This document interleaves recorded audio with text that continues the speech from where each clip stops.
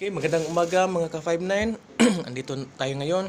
Gagawa tayo ng outline ng isang investigation report para din maging guide not only for the security officers but for those potential security guards. Kasi meron tayong mga kasamahan sa industriya, sa security, lalo-lalo sa line guards na merong mga security guard ngayon na mga graduate or mga college level. Kadalasan college level, but meron din mga security guard na for the sake of good foundation as to experience, nagsi-security guard sila. So isa tong guide kung paano gumawa ng isang investigation report. Kasi ang investigation report ay talagang purely gagawin lang ng isang agency investigator, kung sino yung mga investigator sa isang agency. At saka number 2, pwede gagawin din ng mga organic security supervisors or organic security officers. At saka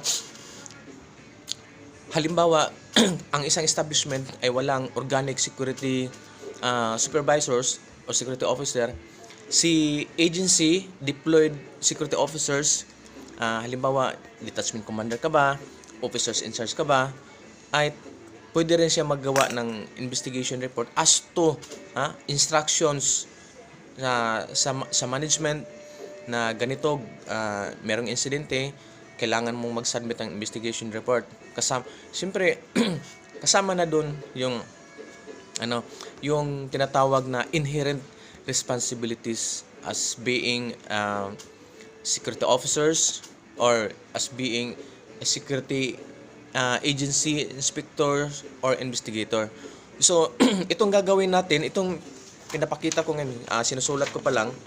So siyempre andito yung name of the agency, address, contact numbers, kasi nalilito sila nung unang pinakita kong format or outline ng ng incident report. May nag-comment na kaibigan natin na kasi yung pinakita ko ng outline, dito na ako nagsimula, dito na ako nag-start.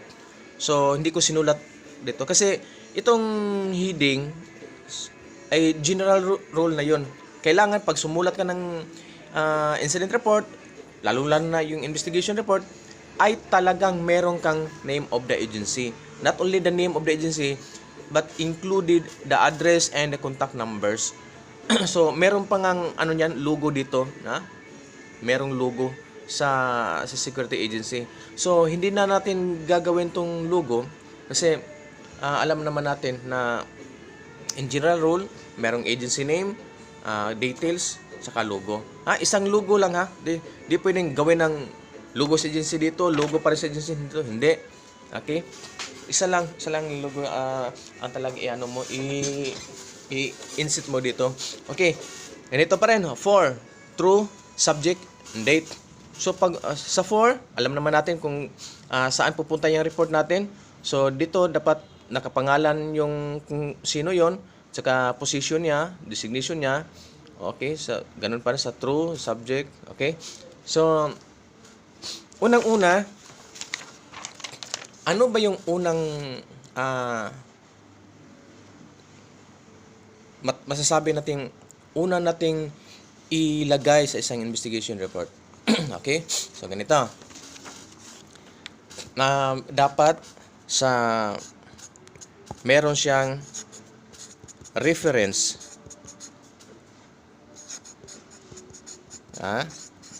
Sulat natin to. Kaya baka hindi to kopya-kopya ng kahit saan galing Ito. Dapat meron kang reference. Okay? So sa reference, ano ba yung dapat ilagay dyan sa reference? Okay. Itong pinapakita natin, outline lang, outline. So, i-explain natin. So, diyan sa reference, dapat paragraph number pa rin. Number 1, halimbawa, binigyan ka ng instructions, kung ikaw ay posted security officer, representative from your security agency, so, mayroong instructions na na-receive mo from your higher officer o superior, halimbawa si manager. Okay, security officer, please provide me investigation report regarding doon sa insidente. So, magpo-provide tayo. So, isulat mo dyan, nakatanggap ka ng instructions galing kay manager to conduct investigation. Number 2, like kung sino pa yung nagbigay sa'yo ng instructions. Okay? So, sa numeric numbers, number 2, authority.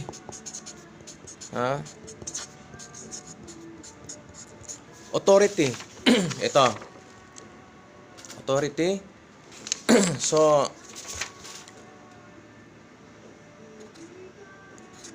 continuous yung number. Authority, itong na 1. Then sa authority, ito yung number 2. Ano ba yung authority? Ganun pa rin. Kung ikaw ay investigator ng isang security agency, ilagay mo dito yung tinatawag na inherent responsibilities as agency, inspector, or investigator. Iyan yung authority mo. Wala nang ibang authority. Wag mo nang ganyang lagyan ng vested in me. Wag na. Iba yung vested na hindi appropriate gagamitin. Kasi narinig natin yan during college days, in high school days, na si principal, si dean, pag tayo niya doon sa stage, tatawagan yung mga graduates, ito yung mga numbers of graduate, upon the authority vested in me. Gaya na sinasabi ni Didi at sa kanil principal. Hindi. Yung authority natin, kung ikaw ay nasa agency, ilagay mo dyan, inherent responsibility as agency, inspector, investigator. Yan. At, kung ikaw naman ay posted officer, representative from any security agency, ilagay mo dyan yung authority mo na ikaw yung assigned security officer or the officer in charge of the establishment sa client. Okay? Sunod dyan, matters to be investigated.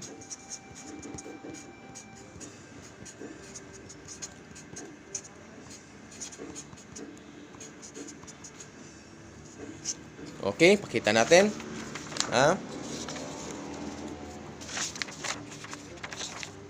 Okay. Matters to be investigated. Kung ano yung nangyayari na iyong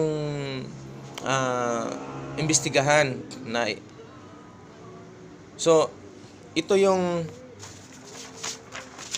pangyayari na ikaw ay mag-imbestiga. Okay? Sa iba, ang nilagay nila dito, hindi matters to be investigated. Kasi ito, parang kung iisipin mo, parang future pa to. Meaning, hindi po pa nagawa yung report. But, kung report, ang iyong investigation report, tapos na, pwede nyong lagyan ng matters investigated. Okay? So, merong pagkaiba. Kailan ka gagamit ng matters to be investigated at matters investigated. Okay? So, unang-una, merong tatlo. To find out, to determine, to establish.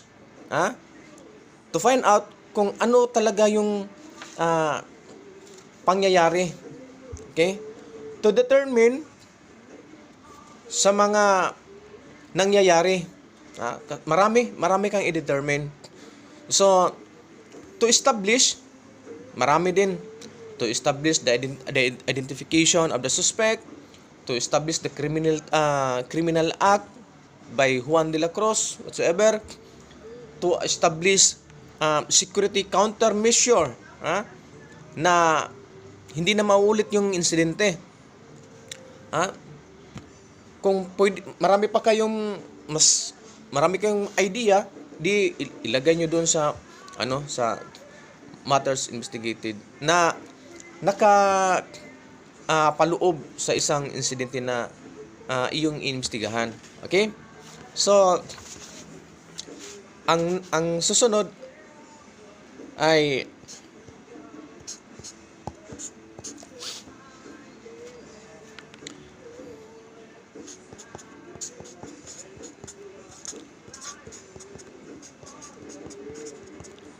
yung facts of the case. Okay? Ito. Facts of the case, Facts of the case. Okay? Kung ano yung mga factual details. Okay? Yan yung isasalaysay mo doon sa sa yung narrative facts sa pangyari o sa matters that investigated. Okay? So, alam naman natin nga na kapag investigation report, kukuha tayo ng information, interrogation, instrumentation. So, kapag mag-interview ka ng mga witnesses o kaya mga persons involved, dapat hindi natin kausapin verbatim lang. Hindi. Talagang i-required natin sila na mag-execute ng voluntary sworn statement. Okay? So, kung gagawa ka ng sa yung facts of the case, so ang ilagay mo doon kung ano yung nangyayaring na patungkol sa pangyayari. At saka yung mga in-interview mo, hindi lang kayo nag-chismis-chismisan, i-required mo ng voluntary sworn statement at doon kasama na yon tinatawag na supporting facts. Okay?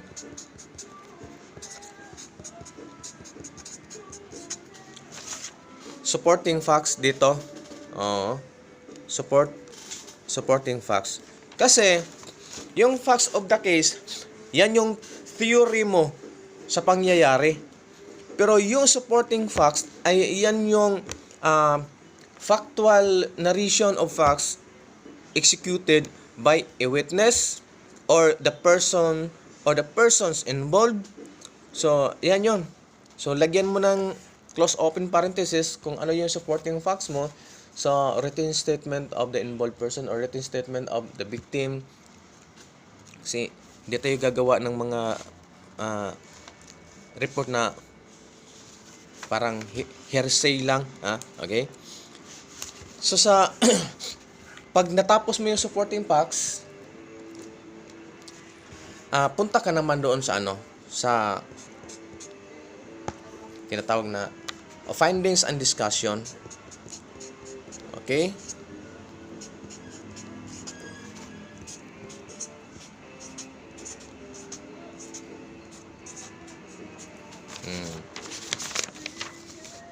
Okay, dito.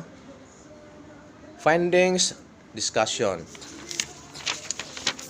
Ibig sabihin na si investigator o kaya si officer in charge o kaya si DC pero take note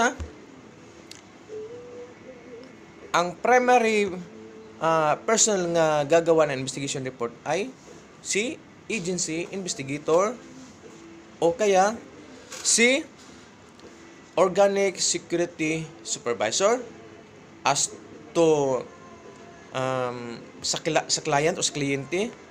Yung CDC, si officer in charge, kapag binigyan siya ng direktiba galing doon sa mall, yan, gagawa ka ng investigation report. So, meron ka ng reference, meron ka ng authority, meron ka ng matters to be investigated, meron ka ng facts of the case, meron ka ng supporting facts based on the submitted written statement of the involved persons. Okay? Buong pangyayari, i-analyze, i-ano mo na, para bang inistudyuhan mo yung yung nagkandak ng assessment, personal assessment mo sa buong pangyayari. So, doon sa facts of the incident, paragraph number 1, 2, and 3, and 4, each paragraph, doon mo bigyan ng findings or discussion. Okay. Pagkatapos, doon sa supporting facts, kasi itong findings and discussion, medyo mahaba-haba to. Doon sa supporting facts, basahin mo maigi yung mga written statement doon sa mga involved persons. Paulit-ulit mong basahin kasi unang-unang pagbasa mo, parang, okay na, ganito, ganyan, ito yung ito yung findings ko. Basahin mo ulit, paulit-ulit, kasi meron kang makikita o maintindihan na hindi mo nakuha doon sa unang pagbasa. Okay? So,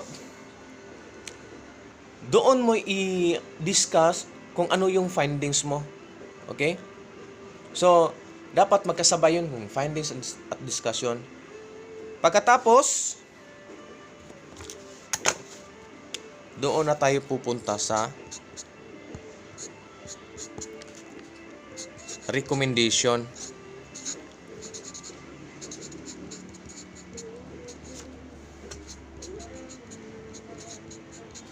Okay? So, ito na. Meron na tayong recommendation kasi meron na tong findings, discussion. Meron na tayong recommendation. Okay? So, nakita nyo siguro, recommendation na. Okay. Sa recommendation mo, kung ano yung establish, to determine ano yung na-find out during sa yung investigation. Okay? So, unang-una, to establish the identification of the suspect, to establish the guilty act of the offender, or to establish the lapses of a security personnel. Marami tayong mga factors na i-establishar na to establish security countermeasures as to prevention of tinatawag na proactive measures. Marami.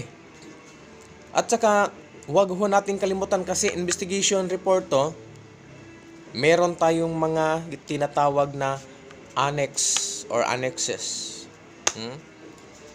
Pagkatapos sa mga kasi halimbawa dito sa supporting facts sinasabi, for example, si Juan de la Cruz nag-execute ng kanyang voluntary statement. Okay?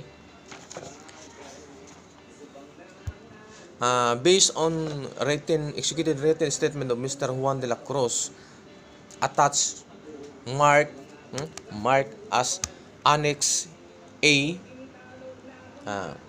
Lagyan nyo dito. So, pagkatapos ng recommendation, meron kayong mga annexes. Mga annexes ng written statement, annexes ng mga pictures of evidence, kung ano pa yung, kasi investigation to, kukuha ka ng mga pictures as evidence, lagyan mo ng mga markings, so doon mo sa supporting annexes mo. Okay? So itong investigation report ay hindi to basta-basta. gaya ng sinabi ko, hindi ho tayo eksperto. Okay? Hindi ho tayo nagmamarunong. Tayo po ay patuloy na nagbabasa at patuloy na nag-aaral. Kaya, nung nakita ko yung ibang video na uploaded doon sa YouTube, na ina-upload din sa mga kasamahan natin, ako po ay talagang na alarma. Kasi ho, makikita yun, maraming maraming naka-view. Maraming views din yun. Di ko alam kung bakit. Kasi doon sa intro, parang makuha yung attention mo na panoorin yung video. Noong pinanood ko yung video, hindi to pag na sinisiraan natin sila. Kasi di natin alam yun, doon lang yung kaya din nila. Pero sana naman po, pag mag-upload tayo ng videos doon sa YouTube, lalong-lalo na informative na pwede mapagkunan ng lesson doon sa mga subordinate natin, doon sa mga kasamahan natin sa industriya ng security, lalong-lalo na yung mga baguhan. Wag naman ho tayong kampante. Dapat unang-una yung uploader meron talagang research base doon sa kanyang gustong i-upload. Hindi yung gaya-gaya, putumaya, copy ka doon sa kabila kasi ito yun tapos pasalamatan mo pinagkopya ka. Hindi ho ganyan mahirap talaga. Kasi kapag napanood ng mga security guard, lalong na baguhan, talagang isipin nila na tama yun. Okay? So, dito nakikita nyo naman siguro na hindi natin kinokopya at talagang pinagsikapan ho natin. Gaya ng sinasabi ko nung una kong videos na ginagawa ko itong video na to, ay pinagsikapan ho natin. Nakikita nyo naman siguro na sinusulat pa nga ho natin tulong to sa mga sa mga kasamahan natin sa industriya. Lalo na yung sa mga potential na maging security officer. Wag kayo ng mga pag-iisip na dito lang ako. Wag. Okay? So, good morning. Okay? So, pag meron kayong mga supporting facts, dumating yung meron akong guest sa susunod kong video. Kung meron kayong mga supporting facts doon, naka-elaborate yon. Tsaka, huwag kalimutan yung mga evidence, pictures, kung ano pa yung makita, isabay doon sa mga annexes nyo. Okay? Abangan nyo ho sa susunod kong video. Kung ito, outline ng investigation, susunod kong video, ay ang laman ng investigation report. Maraming salamat po at God bless us all. Thank you.